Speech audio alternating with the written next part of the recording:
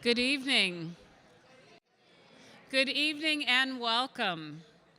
I am the Reverend Lisa Freedman, and I'm the minister of the Unitarian Universalist Church of Minnetonka. Tonight, it is my privilege to welcome you here.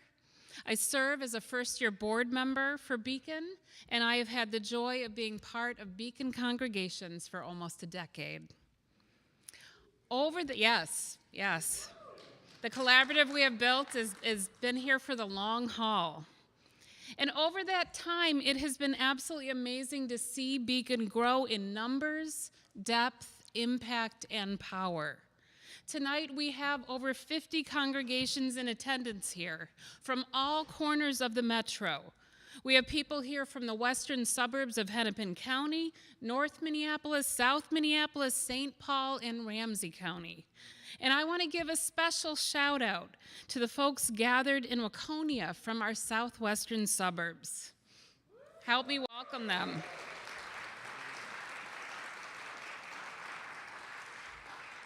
We come together as one community across the miles and across cyberspace. I also want to extend a very special welcome to everyone for whom this may be your first or one of your very first Beacon events. We are a collaborative of congregations united in action. We create homes and we advance equitable housing. And we need you, all of you, to be a part of it. Let's give everyone who showed up another round of applause.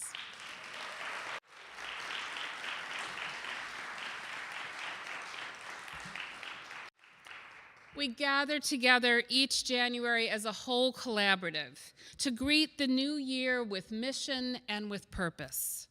We come together to celebrate what we've achieved together, to take stock of where we are on the issues that we care so deeply about, and to inspire one another for the action and the possibilities that lie ahead. I want to take a moment to thank the ministers, staff, and congregation of the Richfield United Methodist Church for hosting us this evening.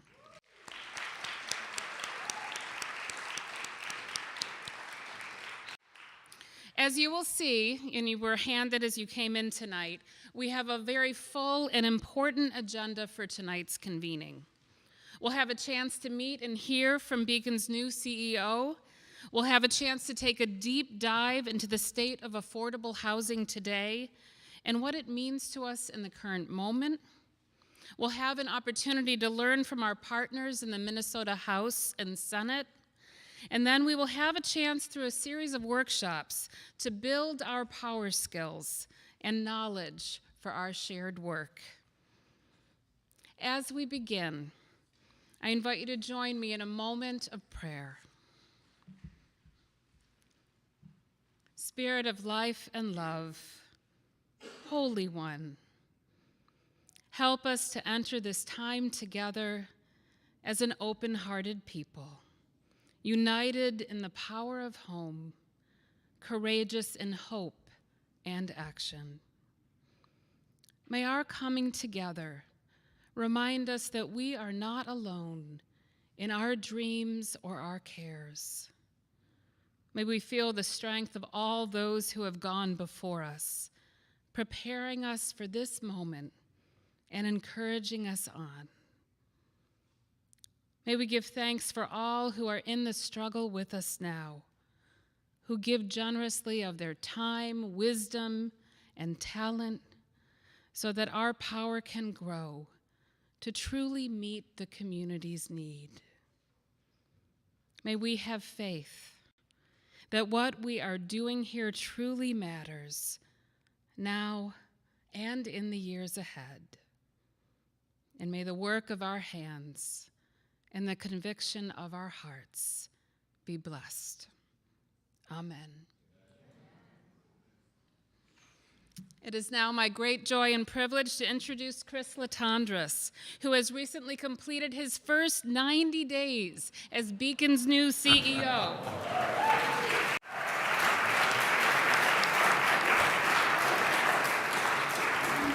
Chris comes to us from a career of service in government and the nonprofit world, most recently as a Hennepin County Commissioner. Chris was not planning for a career change, but sometimes the universe has other plans for us. He felt a calling to join Beacon at this critical moment in our work, in our world, and we are so grateful that he did. He has dived into Beacon with energy, commitment, and collaboration, and tonight he'll share some of what he's learned and help us to understand the current moment. Please join me in a warm welcome for Chris. Thanks, Theresa. Well, good evening, everyone. I am just so honored and excited to be here, just looking around this room, the passion, the excitement, the energy, and the force for change that you all represent. I'm here in my capacity today as the brand new President and CEO of Beacon Interfaith Housing Collaborative. As many of you know, I'm also a recovering elected official, served as Hennepin County Commissioner and HRA Chair. And though my team knows the risk of putting a microphone in the hands of a recovering politician, I'll do my best to be appropriately brief tonight to set us up for what's going to be a really exciting evening, because we've got some really great stuff in store for you. If you wouldn't mind going to the next slide, please. So let's start here. We are here tonight because we believe a small number of mobilized communities and individuals can affect big change. Put differently, if you have faith the size of a mustard seed, you can move a mountain. We're here because we know it's often not enough to just change policies or expand investments alone if we want to move mountains of injustice. We need to build power. We need to change hearts and minds. In fact, throughout our history, when politics fails to solve or even address the biggest and most urgent moral issues of our time, social movements have risen up to change politics, and the best of those movements have often been grounded and rooted in communities of faith. We've seen it throughout our history. The abolition of slavery, child labor law reform, women's suffrage, the civil rights movement. And we can draw a straight line from that history to all of you sitting here in this room tonight. This is mountain-moving stuff. And it matters because I think we can all agree we have some big mountains to move. Housing instability is a mountain. Sometimes moving mountains looks like changing hearts and minds in St. Paul or a city government or even a county board. That's mountain moving work. Next slide. As all of you already know, even against the backdrop of historic, extraordinary state investments in housing this past legislative session, achievements that many of you all played a direct role in making possible. So a round of applause for all of you in this movement. Our region still faces an intersecting crisis of homelessness and affordable housing. And in many ways, I think we can agree that the housing crisis is a technical problem requiring a technical solution, very specific types of responses, resources, policy change. But on a deeper and more fundamental level, it is a human problem requiring a human response, which means it's a moral problem, requiring an awakening of our hearts and spirits and not just our minds. I hope that this convening, if it does nothing else, helps awaken and reignite that flame in you.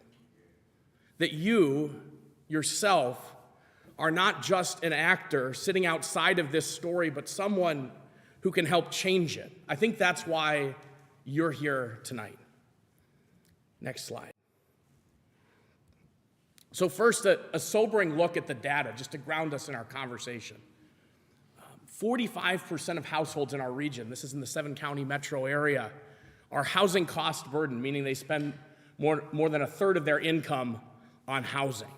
And what we've seen with the sunset of the federal eviction moratorium and the end of emergency rental assistance dollars is a surge in individual and family homelessness.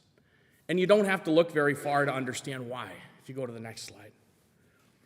Across our region, there are 112,000 extremely low-income households. That's households that are at 30% of the area median income or below, in many cases no income. And there are only 40,000 units available to them that would be affordable at that level.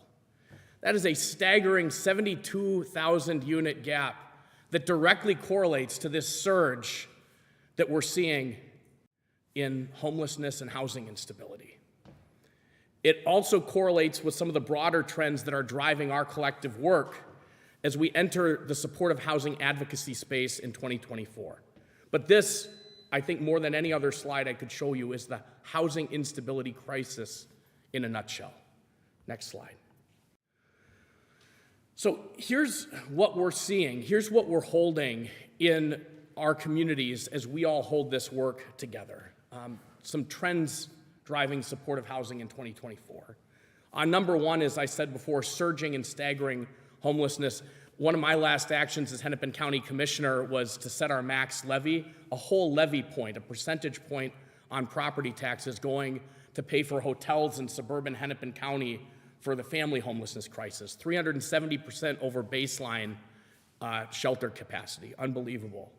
We're seeing a growing mental health need and crisis, especially exacerbated on the other side of the pandemic. We are experiencing in our communities an opioid crisis and rising levels of substance use. We are seeing, as a result of all of this, increased and perhaps unseen levels of resident vulnerability, both in terms of the numbers of our fellow neighbors who are vulnerable, but also the acuity, the complexity of their situations.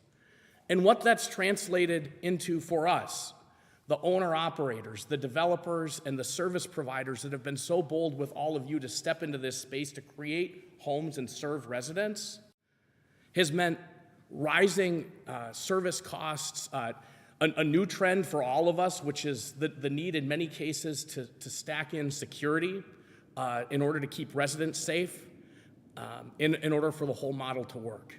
It's an extraordinary time. In short, the pandemic is not over for our residents. The harmful social and economic impacts are still with them, and with any of us that are so bold as to stand into these gaps. And I include all of us in this room in that. Next slide, please. When you add all of this up, the housing crisis, the increased vulnerability of the residents that we serve, increasing stress in our sector, it amounts to a really clear and compelling choice for our future. And I would posit that we sit here today with two possible futures in front of us. One future where we go down our current path without some course corrections, where despite historic investments, our housing crisis paradoxically grows worse, that the intersecting challenges facing our residents grow, and the increasing fragility of the sector that makes all of this supportive housing possible becomes a less and less viable model at precisely the time we need it the most. Or we can choose another future, where we double down on Minnesota's proud history of being a national leader on housing, going all the way back to the creation of Minnesota Housing and housing bonds under Governor Mark Dayton, and you draw a straight line to that to last year's historic session. These are chapters in a book that we still need to write the next chapter of, where we say boldly that we believe in homes for all, and that we are willing to do what it takes to create new homes, serve our existing residents, and strengthen the organizations that hold this work, and cultivate the political will needed to make any of that possible. That's the choice in front of us today. Next slide. But just as I started with, in a crisis, people of faith, all of us can rise up and change it. All of you, as Beacon, have already been responding to this crisis. Next slide. The opportunity in front of us today is that together we can mobilize to close these deeply affordable housing gaps at massive scale to meet the fierce urgency of our housing crisis. And we all have a role to play in that story. And first of all, I think two technical solutions.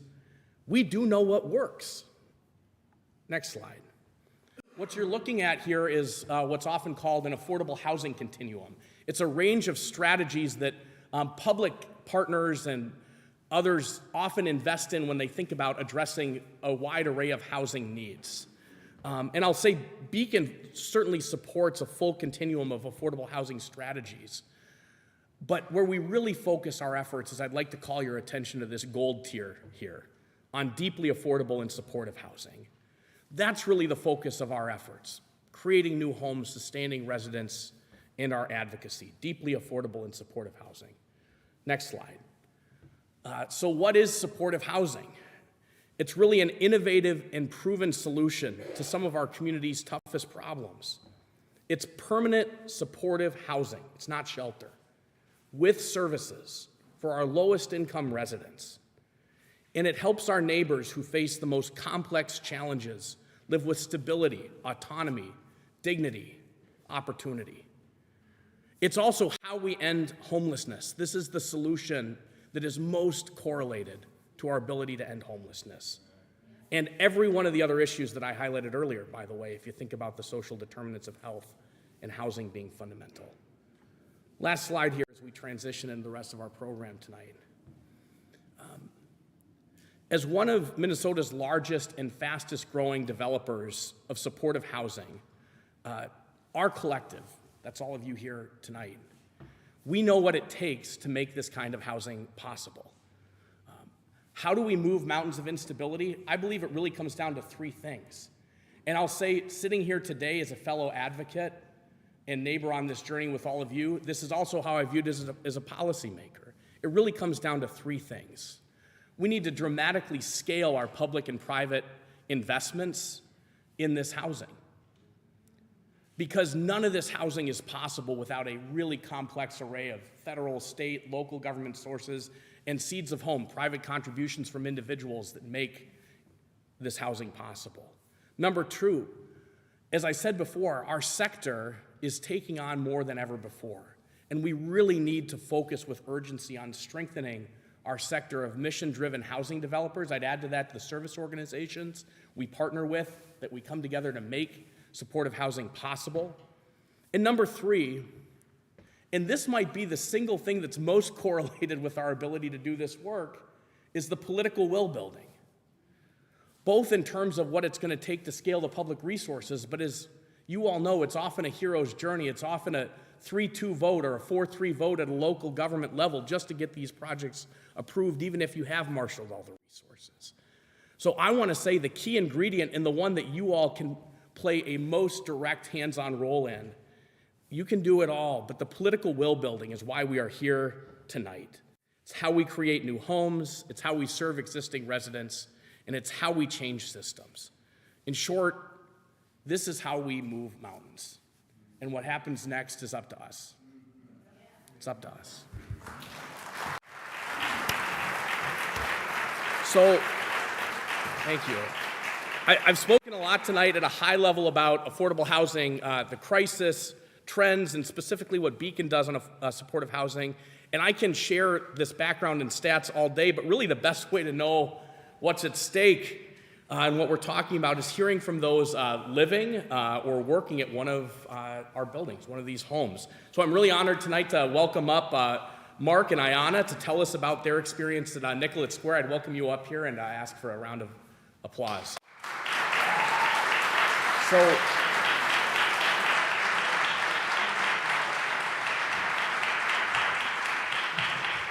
Nicollet Square is one of Beacon's homes to serve youth who are experienced or are exiting homelessness.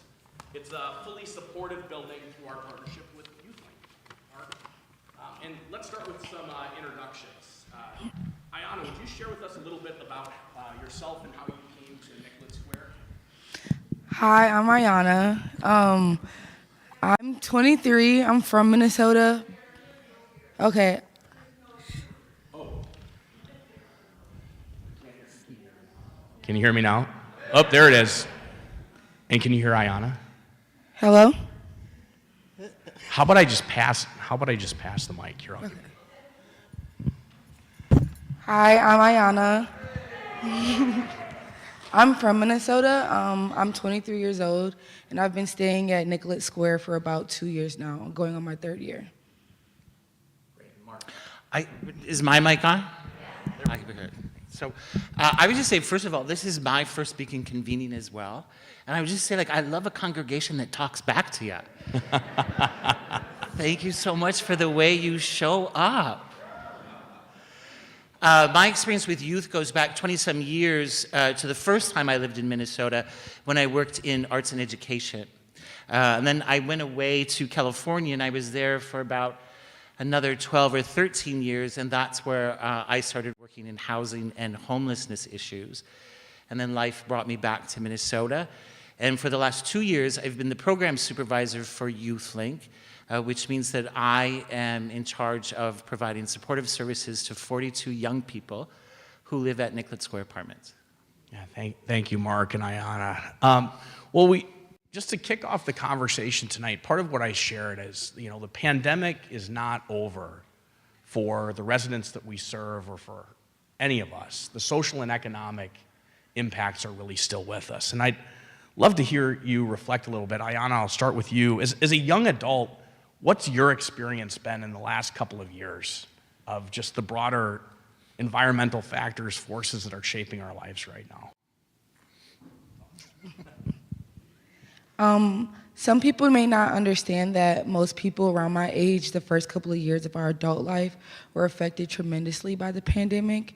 We all come from different backgrounds and different family struggles that we all deal with, and that played an effect too. When we would ask people who are older or who would have the knowledge typically about like what should we do and where should we turn for housing help or just other things trying to transition into adulthood, no one had the answers. It was like a first time for everybody involved, including the adults. And so it was really hard on us trying to feel like we're accomplishing our goals.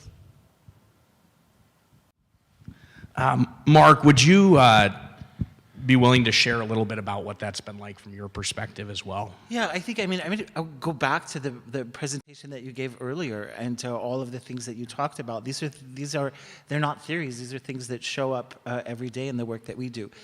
Everyone who has experienced homelessness has a very unique story that's a convergence of circumstance, situation, timing, and personalities. But when you look at those very unique stories, there's reoccurring themes that start to emerge. And those themes are pretty simple to identify. Sustainable income, right? Being able to just earn enough money to take care of yourself or your family is very difficult. And during the pandemic, jobs went away. Like nobody had the income to do that. Underneath that, there's some community issues that start to rise to the top. One of those is healthcare, particularly mental health care, and access to mental health care. For people who are experiencing untreated or undiagnosed mental health issues, those start to become substance abuse and chemical dependency issues. And when synthetic opioids, right, when Percocet and fentanyl became common street drugs, the risk to young people became deadly. And so those are three of the big issues that we're constantly assessing for, engaging residents in, and trying to figure out what we can do to support people through those crises. Well, thanks to both of you for setting the bigger picture on what we're experiencing and holding together in communities. To bring it a little closer to home, in this case, literal home, Nicollet Square, Iona, I'd love to hear you reflect a little bit on what that experience has been like from, your earliest memories of setting foot in that place and over the time you've been there, what that home for you has meant for you in your journey. When I first moved in, it was New Year's Eve, and it was really like a big accomplishment for me because that whole year I was just kind of saying how I'm gonna move into my own place, and I had no idea how I was gonna move or where I was gonna move or how I was gonna get it. And so it was a really big blessing to me to move in like the last day because I had like given up a little bit. But I did go out and I celebrated with my friends and my family, and then like the next day it was just like I woke up in my brand new crib, and it was like a really refreshing start to the year. And I'm very used to doing things by myself, especially like because of the first years of my adulthood life. When I first got there, they had like a bucket of just new things for people and for like a first-time apartment kind of kit, you know, all the little essentials. But I was missing a couple of things, and I was kind of struggling trying to get them on my own, just having to pay like a security deposit and things. But I spoke to my worker in the building, and they showed me this like big closet they had of like different things to help us with, and it kind of like let me know that I was in a different type of housing. I wasn't just in a place with reduced rent. All of the workers in the building, they told me their like job descriptions and what it is that they do and how we could utilize them. I got an internship through them. I did a couple of them actually. I did one for Minneapolis Public Parks and Rec, and then also for Butter Bakery and things like that. I still work at one of the places, and I'm just starting another internship, trying to balance two of them. So yeah, it was very different just going from doing everything on my own for myself to having like people Monday through Friday like down there and whose job it is to help us with things that I would normally struggle with. Yeah, round of applause.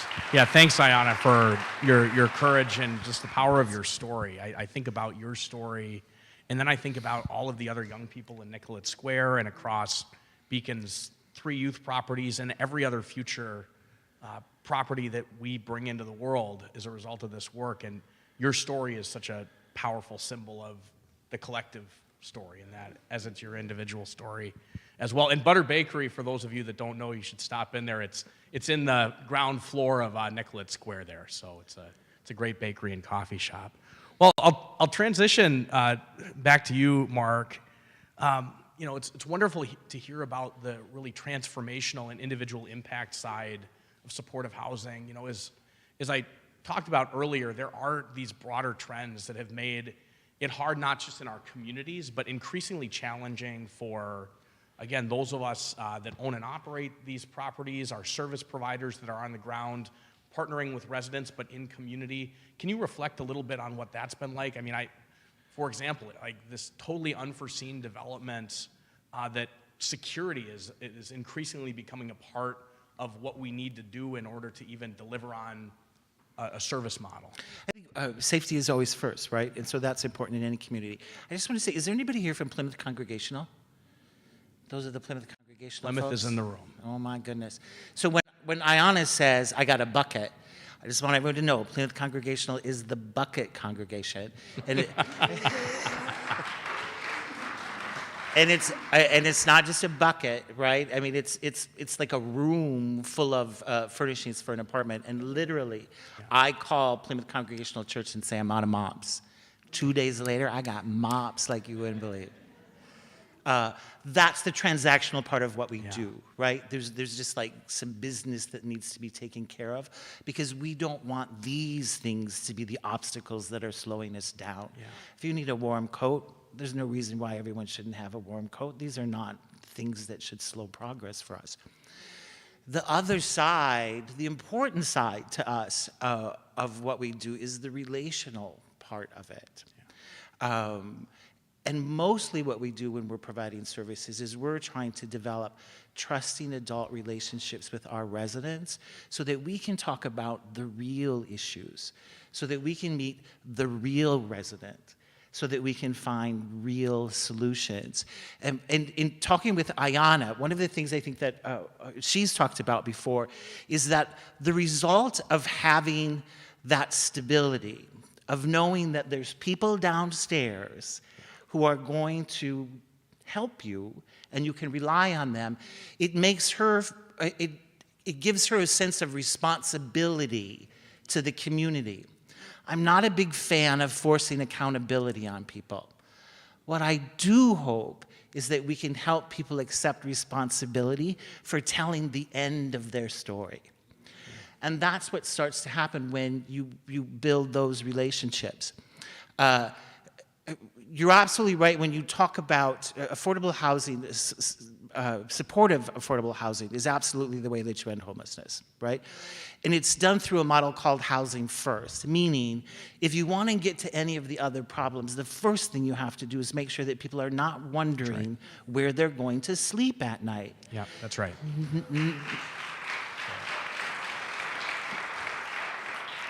And I think even the research will tell you that as soon as you provide someone housing, 30% of the extenuating circumstances around them disappear overnight.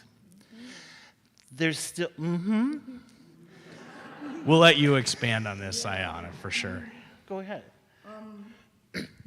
I would say for me personally, yeah, I do feel a sense of kind of responsibility to the people in my building along with Beacon because, like, it's so many people who need help, you know what I mean? And also, a lot of my problems did stop when I got a crib. I didn't have to worry about so many things. I just had to worry about just paying my rent and how I'm gonna decorate, you know, just little things like that. And it kind of just gave me a chance to actually woosah and feel like I was 21.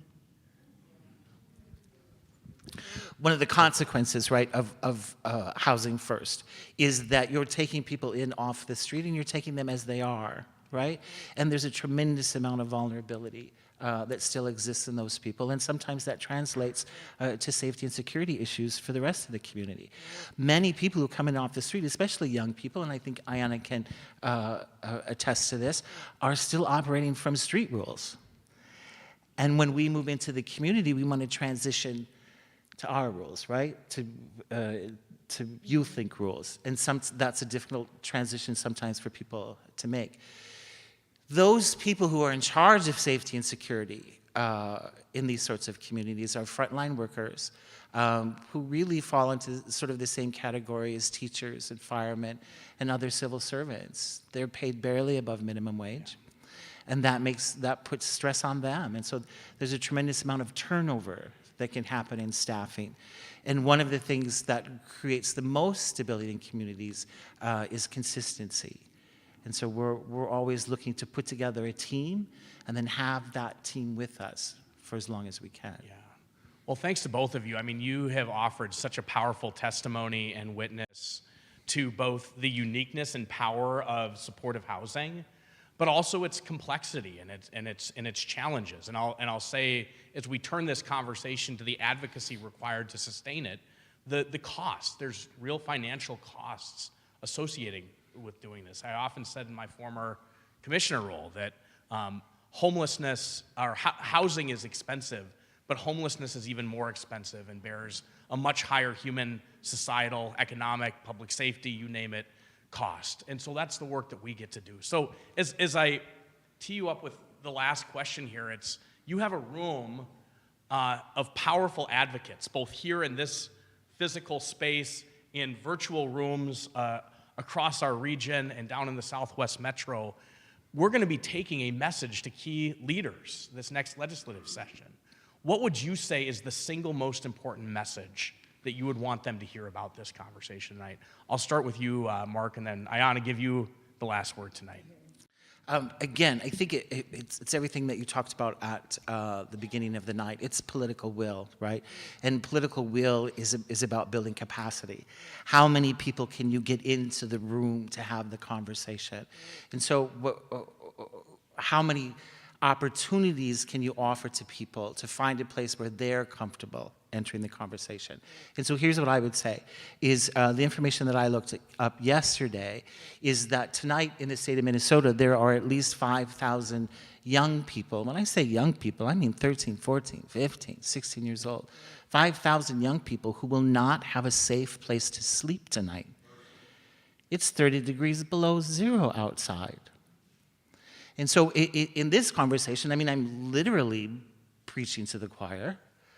We have a moral and an ethical obligation to do something about that. We have a responsibility to relieve suffering. If you cannot enter through that door, I would tell you this: the most expensive place to spend the night is in a hospital. Homeless individuals use emergency rooms and hospital beds as the source of their primary medical care. The second most expensive place that you can spend the night is incarcerated. Prisons and jails are the #1 provider of mental health beds in America. More people experiencing a mental health crisis will spend the night incarcerated than under the care of a doctor.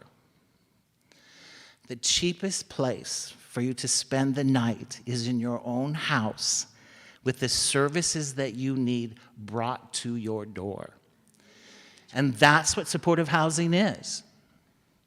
And that's the fiscally responsible thing to do. That's the best investment of tax dollar money. Amen. Iona, I'll give you the last word.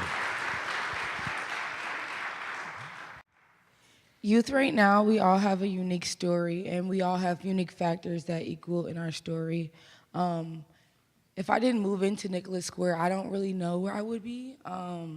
It helped me keep me on a better path and like refocus myself. And I know that there's many other youth like myself and people out there just in general who need housing and supportive housing at that. Thank you, Iona. And really appreciate both of you for your vulnerability, your transparency, your courage in talking in front of a big group of folks, but your testimony is powerful, so thank you. Another round of applause. And Lisa, am I turning things over to you? Okay.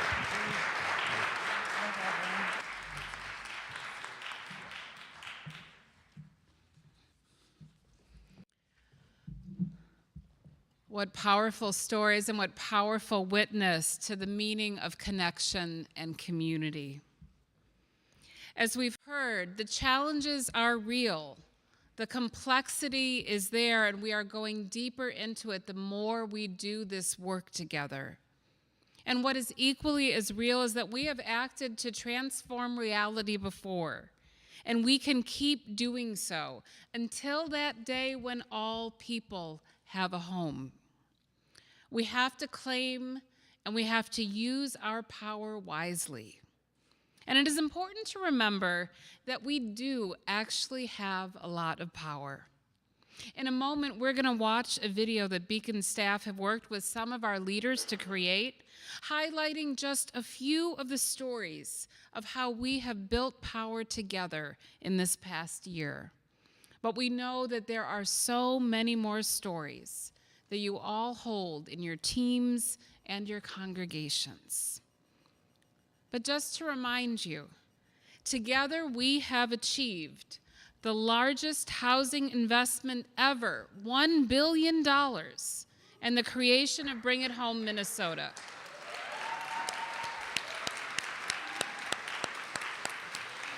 We have achieved breaking ground on Emerson Village and Vista 44.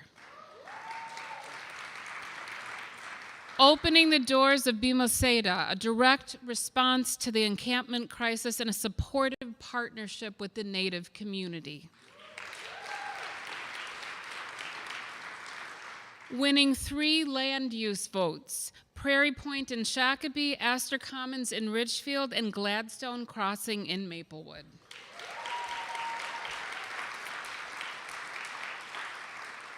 And achieving both campaign goals for the Minneapolis Affordable Housing Trust Fund campaign.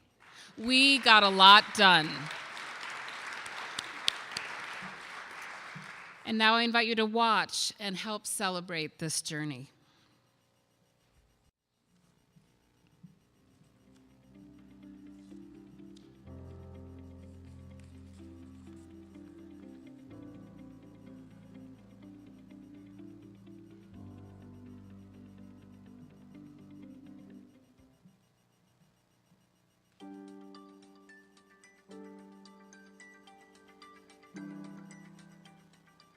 This year, my congregation accomplished so much in a short amount of time. Every Sunday, even though I'm a 9 o'clock mass goer, I was, after both masses, in between masses, I was, tabling with our housing ministry. We're at the tables every Sunday pushing, and one of the things that really helped us in building momentum about this was not just me speaking in front of our church and tabling every Sunday, but was partnering with other ministries within our church, right?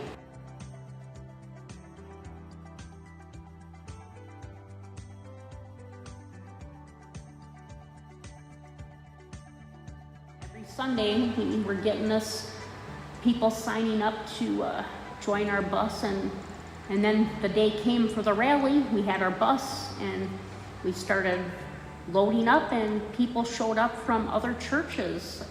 So it really was collaborative, right? It wasn't just St. Joan of Arc and our bus. It was like, nope, you're part of the collaborative. You want to work on bringing home Minnesota? Yeah, hop on, you know.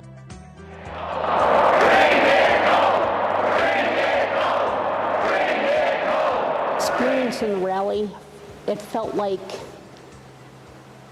such a blessing.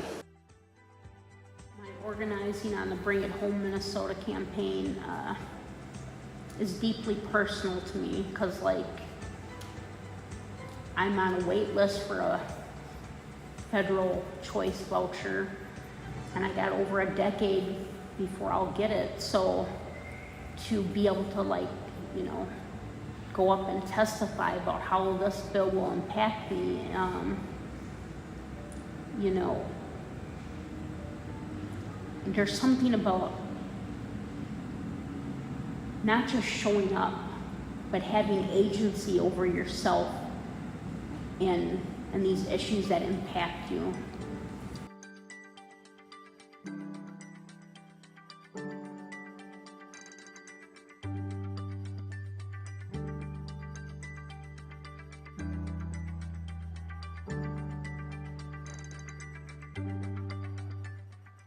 I contributed to the landscape of home by showing up, by telling my story, by engaging with people, by collaborating, and by filling a huge school bus full of active people who want people to have a home.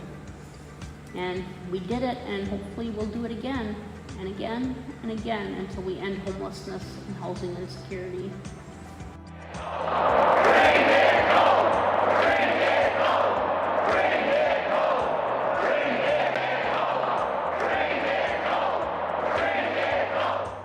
I'm Theresa, and I believe in home.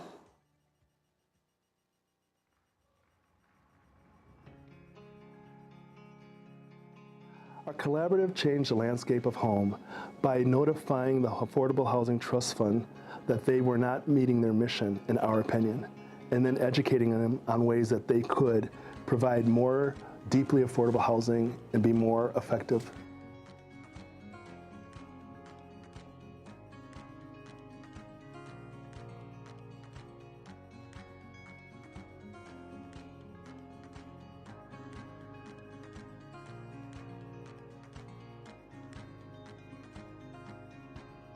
Beacon wanted to build affordable housing in North Minneapolis, in particular with Emerson Village, but we didn't get the funding that was necessary to start our project there.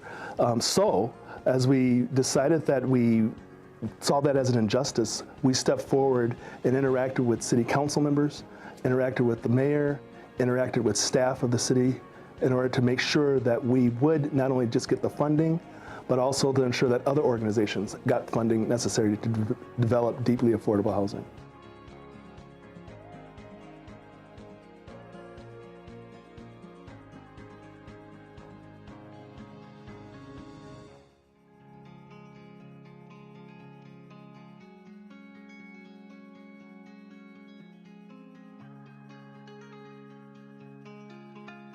I'd say the affordable housing team accomplished quite a few things. In particular, this year was a culmination of a lot of work that took place beginning in 2020. Coming up with the final objective that we were looking for is more housing dollars going towards deeply affordable housing. And this year, the Affordable Housing Trust Fund articulated that they're going to be achieving some goals that are going to be making sure we have affordable housing that's more towards the 30% AMI, with the dollars not necessarily being a percentage of dollars, but actually a percentage of the amount of homes. So that's a big win. To see that impact in action was astounding. Being able to actually feel that we accomplished a goal that we at first didn't know we were going to have to achieve. We thought that we were qualified to receive funding, and when we learned that actually there wasn't as many deeply affordable projects being funded through the Affordable Housing Trust Fund, we organized, moved forward in being able to achieve our goal, and once we achieved that, it was just a great feeling to know that the work that we put in was actually being realized. It takes a collaborative to see that all people have a home. To be a housing advocate takes compassion. It takes realization that everyone needs to have a home.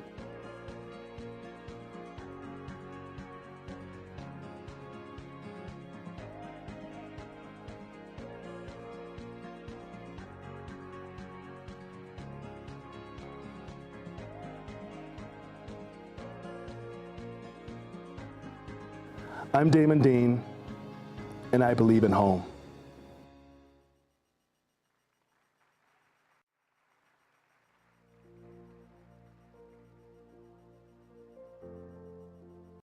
Our biggest accomplishment with Beacon was winning land use for Astor Commons. We've been really involved with that campaign from the very beginning, from the first announcements. And this was such a huge win to see that come through. Particularly with Astor Commons, we have a couple of teams that really help us do better engagement with the neurodiverse community we have here in this church, both overall and particularly the kids and youth. So I have a children's ministry team, and we also had a team that really was helping us do better hospitality within our neurodiverse population.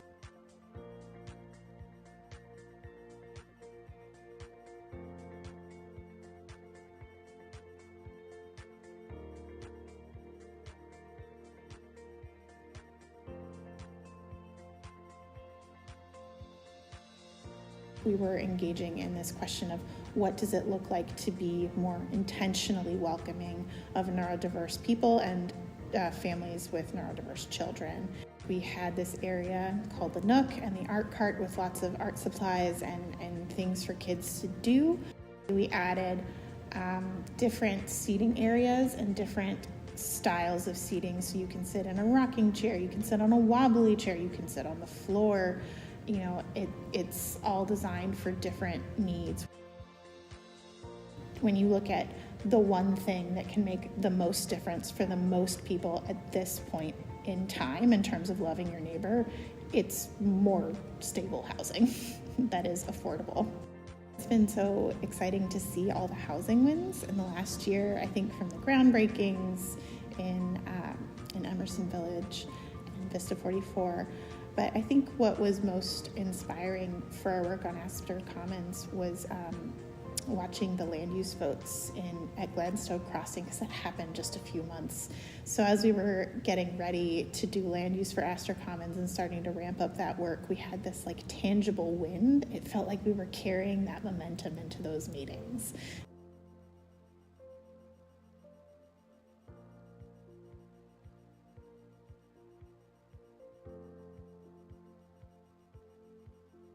I think with congregational work like this, there's always this balance between, is this the work of the whole congregation, or is this the work of a particular part of the congregation? So when you have pastoral leadership saying, this is very tied to who we are, I think that makes a big difference to show the whole congregation that this is the work of all of us.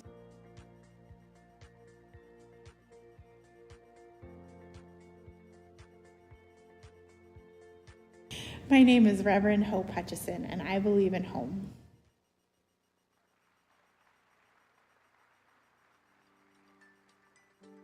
With Beacon, we've taken advantage of all the trainings and the workshops Rent is Due.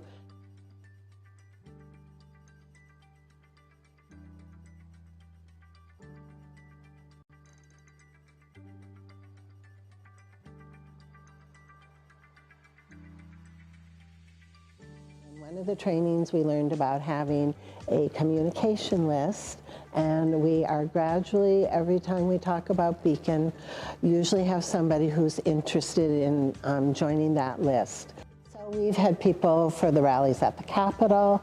We went down to the Met Council meetings. And the exciting part has been when we've had a little money to give them. This fall, when we gave our big check, we had our picture taken with Fritz, our organizing representative, outside with our team. And that was a wonderful moment.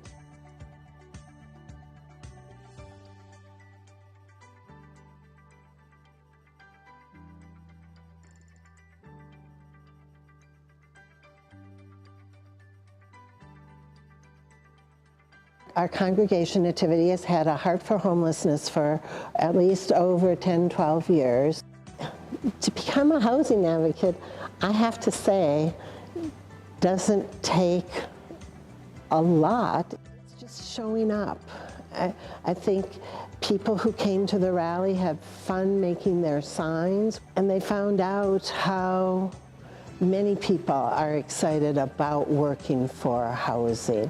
And so they were housing advocates without knowing they were housing advocates. And so really all it takes is showing up.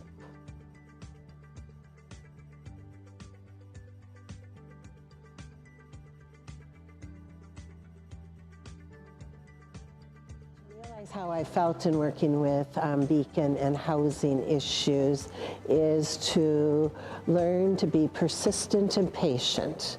And I think going to Unlock the Metro meetings, the Met Council meetings, was a really big lesson for that.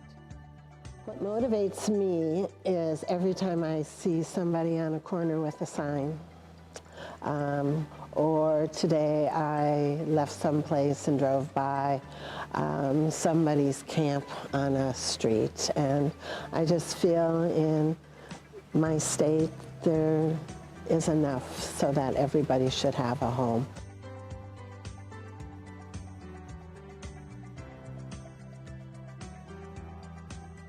My name is Karen Weiberg, and I believe in home.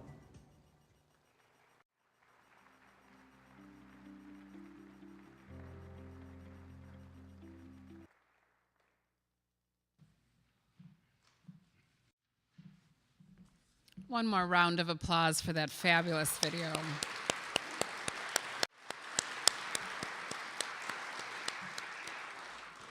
This is the transformation that we are creating together. These are just a few voices from the hundreds of folks in your communities who have done this work together, in faith and in partnership. We also know that none of this work is possible without the deep partnerships that we have nurtured with our public policymakers. The people of the Beacon Collaborative are only one half of the equation. We also need visionary and bold leaders to move this vision forward. Tonight, we are so honored and excited to have some amazing legislators in leadership around housing at the state legislature. None of these huge accomplishments that we are celebrating tonight would have been possible without them. And we are thrilled that they are here to celebrate with us and also to help us look ahead at what is coming next, what we can do together to keep moving forward, the big transformation that we still need to make for housing to work for absolutely everyone in our community and in our state. And so I hope that you will join me in extending a warm Beacon welcome to them as they come and share with us tonight. We will first invite a few words from the legislators who are here in attendance. We have Representative Greenman, a huge housing champion who represents this church that we are in tonight. We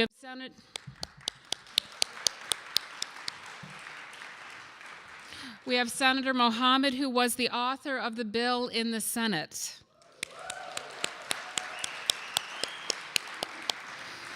We've invited them to come today to reflect with us on all that we have accomplished and to hear what they're thinking about with this upcoming legislative session that is just around the corner. So join me again in welcoming them.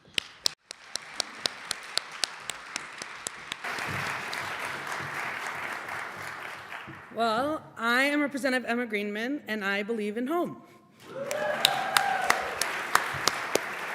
Welcome. As you all probably know, you are in 63B, and I am the proud representative of Theresa and many of you housing rabble-rousers, so thank you for all that you do. Since I've been in the legislature, 2020, I ran for office. It was in the middle of the global pandemic, and one of the very first events I remember doing when I got elected was a Beacons event. It was on Zoom, and it was this powerful moment about what we were going to do together when we got into office. And it took 3 years to be able to deliver, and it took an important election for us to have a pro-democracy, pro-housing majority, but we did it, and I'm really, really proud of that work. One thing I will say is that for me, this is personal. When I was a kid, when I was growing up, my parents were divorced, and with my mom, we moved around a lot, and her mental illness and the poverty that brought was pretty instabilizing for me. And it wasn't until we got a housing voucher and were able to find that stable housing that she was able to work on her mental health, and I got that stability that as a kid I needed. And so when Beacons came to me, and more importantly, when my office was filled, when one on my door knock, I remember that's actually where I first met Theresa, when I was knocking on folks' doors, I heard over and over again about this powerful idea, right? This powerful idea about bringing it home. And it really resonated with me, and I know that it resonated with so many folks, which is how we were able to get that done. What I want to see, though, is how many of you showed up at the Capitol in your legislator's office? And keep your hands up. And how many of you wrote an email? And how many of you talked to your congregations and communities? This is how we get stuff done together. So I want to say thank you to you for showing up over and over and over again, for making your voice heard, and knowing that it is not over. I am a voting rights lawyer, and I will remind you there is not only an election coming up, but there is another session, this session and next session, and we know that the work is not done. There is so much unfinished business, and so much growth, which is why I am excited that I get to stand next to my Senate district sister, Senator Mohamed, who has been such a strong leader on housing, and I will say that it is not surprising to me that in addition to my colleague Chair Howard, and this is no dig on Chair Port, but the South Side, South Minneapolis, Richfield has such a strong presence at the Capitol on these issues, and so we hope you keep pushing us across the state, but I am particularly proud of our district on this. So let me introduce my senator.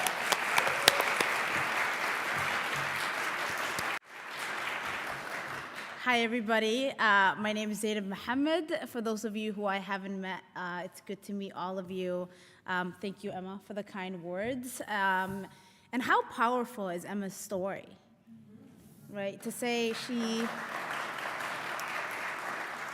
and it's something we relate on, right? We're both products of vouchers, of our voucher system that we haven't added more money to, or we haven't had enough of over the years. And when I ran on housing being a human right, because I believe that in Minnesota, if we're going to talk about making it the best place for families and kids, then we have to give them the basic need, their most basic need, which is a shelter, a roof over their head.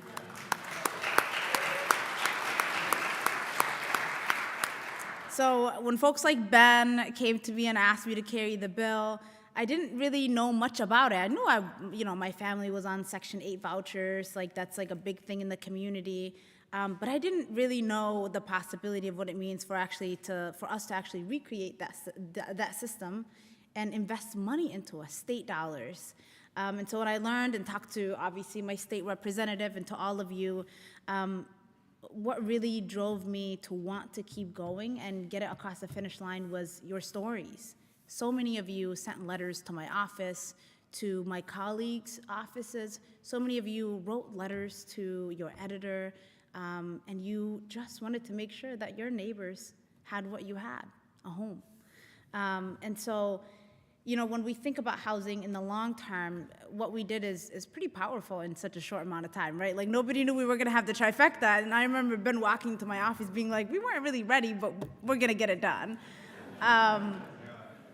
But it makes me think about what we could do together in the long term. How do we actually give more vouchers to more than just 5,500 people? How do we actually ensure that over 180,000 people who are right now on a waiting list actually get the voucher that they need?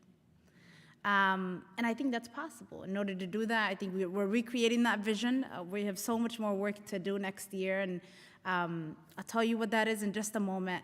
But before I do, I want to thank Theresa as well, who has done an enormous amount of work in our district, and Ben, who sat with me for hours in my office and actually taught me about the bill, how to, understanding the bill, how to actually present it in committees, because I was a new member and I didn't know what I was doing and nobody gave me training. And so I want to thank him and to the staff at Beacon for the work that they have done to organize this effort. And, I think Metro sales tax was great. And it's a need, but we know that in order to actually have a long-term, safe, sustainable, affordable housing, we need to invest in the long term, and that means we need a constitutional amendment on the ballot.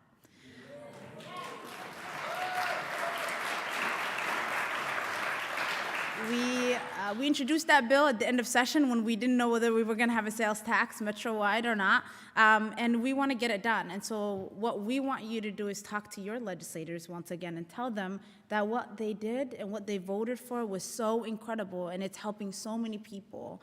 And tell the stories of the people it's helping, but that you want them to continue and go a little bit further, and that we want this to be in the long term, something that is something we don't have to think about, right? Voucher systems, building more housing is really important. We can't talk about housing people and the fact that housing needs to be affordable if we're not building. We need to build more housing. And so this next session, we're gonna work on that. We're gonna push it as hard as we can. But in order to get our members to move and our leadership to move, it's gonna take your stories once again to do that, because this is an effort between all of us. And I'm a Muslim woman, obviously. Emma is a Jewish woman, and we're in a church, and as women of faith in God, I think it's important that, I think our faith teaches us that we have to look out for our neighbors, and I want us to continue doing that together. Thank you.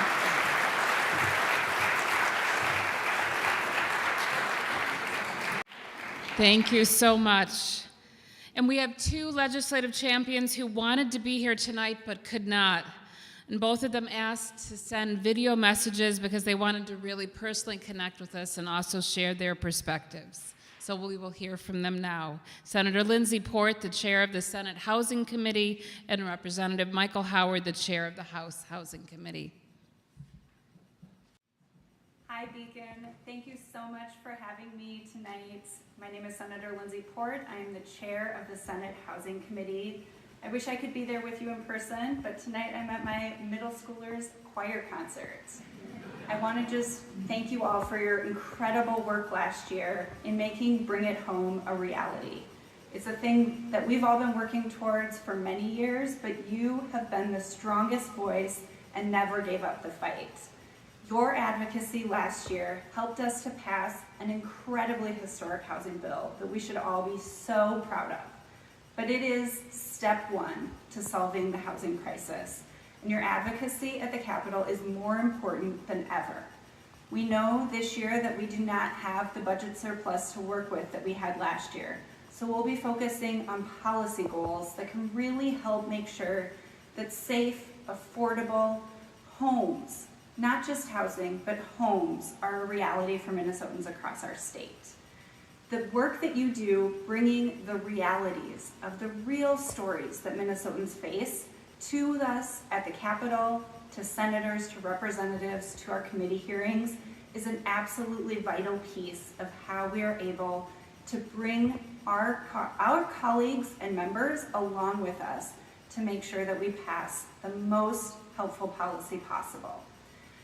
I think that we should take a moment to pat ourselves on the back and celebrate the incredible work that we did.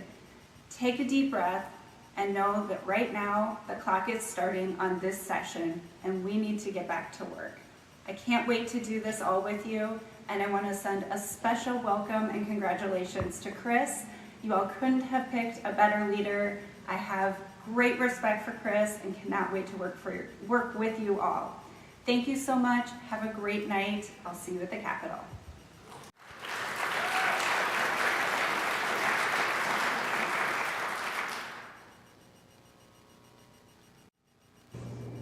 Hello, Beacon. I'm Mike Howard, chair of the Minnesota House Housing Committee. I'm sorry I couldn't be there tonight. I wish I could be there to be in a room filled with housing advocates who have dedicated their time, their passion, their efforts to make Minnesota a place where everyone can afford and live in a safe home. And boy, oh boy, did we have a successful year in 2023. I am beyond grateful to have partnered with you to pass a historic housing bill this session. More than $1 billion in investments across our housing continuum that will do more to produce more homes that are accessible for Minnesotans than any legislature's ever passed. And I want to say thank you. We could not have passed this level of investment, this big, bold change for housing without a multi-year effort with advocates filling the Capitol saying, you need to do better, you need to meet this moment. I'll always remember the first week of session, we held a rally and our Capitol Rotunda was filled with Minnesotans holding signs, wearing Beacon shirts, and we set the mark. We said, we're not leaving this session unless we make historic change, and that's exactly what we did. I'm especially grateful for your leadership as an organization to pass Bring It Home. For the first time ever, we are funding state-based housing vouchers. More than 5,000 Minnesota families, because of this legislation, will have the ability to afford a home. This is life-changing work, and it is happening because of this partnership with you all across Minnesota and a legislature that work together to say now is the time to go big. In 2024, we need to say our work isn't finished. We know that in Minnesota, over 500,000 Minnesotans are struggling to afford their homes, that family homelessness is still on the rise, that evictions are piling up. And underlying this is a shortage of homes, especially affordable homes. Our investment this year will make a dent, but we need to do more.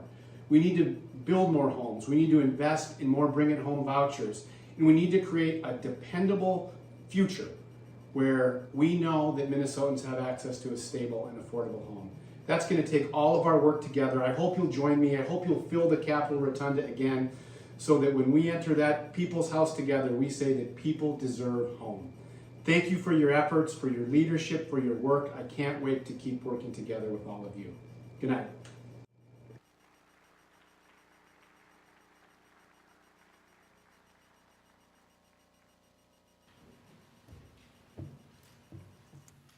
Great. Well, I hope you all are as inspired as I am and moved by this program to take action and to move forward with us. My name is Ben Halveck-Anderson. I'm the Vice President of Policy and Organizing at Beacon, and I'm going to close out the program here with your call to action sheet. So all of you should have gotten, when you came in, a sheet with a number of places to check how you want to continue being involved in our work. And we're inviting you to jump forward and move. So I'll describe this pretty briefly, but if you could take time right now to fill this out and let us know how you can be involved. So the first way, the most easiest way, and I know many of you already do this, is joining us every month on our Rent is Due virtual calls, which are 30-minute updates on our campaigns and an action we give you. Secondly, all of these legislators have just invited you really powerfully to come join them in advocating for housing. So we have 4 different ways you can do that. You can again pack the rotunda by joining us at our rally on February 20th to kick off the legislative session. We have packets of postcards around our legislative agenda that you can pick up on one of the tables out there. We're asking congregations to take those and do postcard drives in your own congregation and mail those to your legislators. We're having a lobby day on March 11th in the Capitol. And then many of you are starting to plan and work on in district meetings where congregations are hosting events with their legislator in their district, talking to them about these issues and replicating a lot of what we've done tonight. So please mark down on your sheet right now if you want to be a part of any of those. We also have a couple other great upcoming opportunities to be involved around learning, a training to learn how we produce housing through our Building Home training coming up.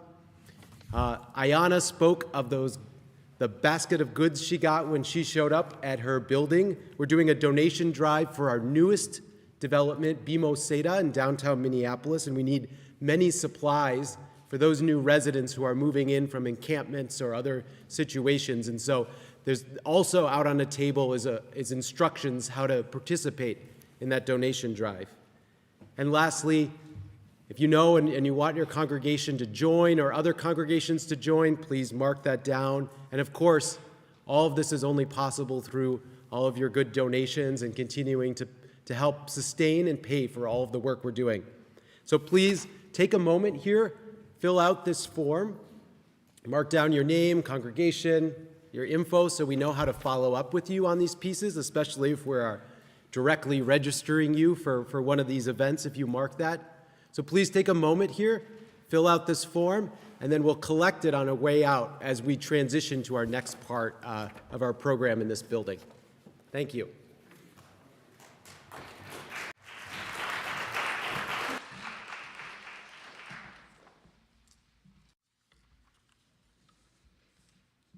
On behalf of Beacon, on behalf of everyone who needs and cares about housing for everyone in our state, I want to thank you all again for being here tonight, here in person and online. And I want to once again give a shout out to Richfield United Methodist for their hospitality.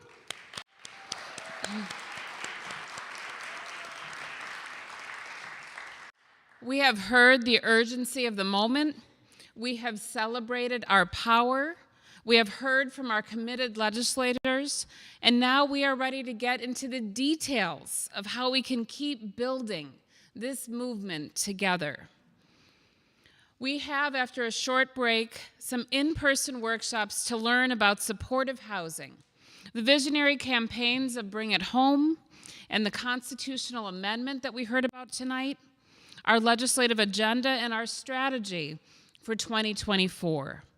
And there will also be a session for folks who are newer to Beacon, who just want to better understand who we are and how to get involved.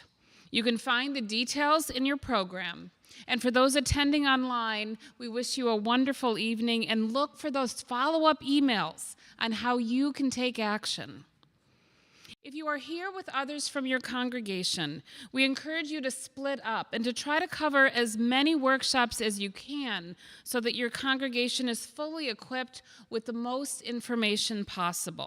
There'll be staff and volunteers who can help you find your way, and we'll start the workshops at 7:55 to try to give you that 10-minute break to stretch and find your way. Please note that we're not coming back together here as one large group from the workshops, so when they're done, you can feel free to grab a cookie, chat with folks, and find your way safely home. As we go forth from this convening, as we head to our workshops and continue our important conversations, may we be emboldened in our faith and strengthened in our commitment to what is possible. May we continue to center the vision of home and to trust the power of love and the power of community in our lives. May we go forth and move mountains. Thank you for being here.